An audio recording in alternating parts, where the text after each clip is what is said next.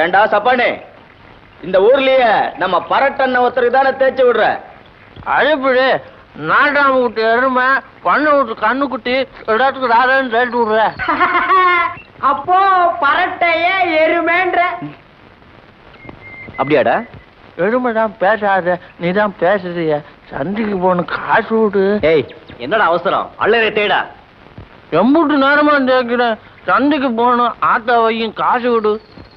ஆமா, குருவம்மாளுக்கு எல்லா வேலைக்கும் நீதான் துணையாமே. இது எப்படி இருக்கு?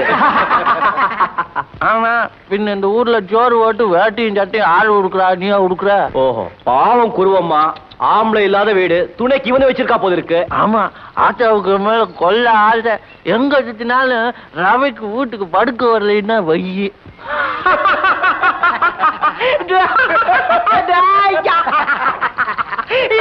இது எப்படி இருக்கா? ஒரு விவசாய கட்டவன்டா. போடா, சந்தைக்கு போகணும். சந்தைக்கு போகணும், ஆத்தா வையும், காசு விடு. டே இருடா, வீட்டுக்கு போலன்னு ஆத்தா வையும், அப்புறம் நான் சந்தைக்கு போகணும், ஆத்தா வையும், காசை கொடு. அப்போ மீதிய வந்து சொல்றியா? சந்தைக்கு போகணும், ஆத்தா வையும், காசை கொடு. ஐயா பரட்ட, அவன் அழ ஆரம்பிச்சுட்டான். இனி அவன் வாயிலிருந்து வேற வார்த்தை வராது. சீக்கிரமா காசு கொடுத்தனுப்பு. சந்தைக்கு போகணும், ஆத்தா வையும், காசை கொடு. ஆத்தா வையும், சந்தைக்கு போகணும்.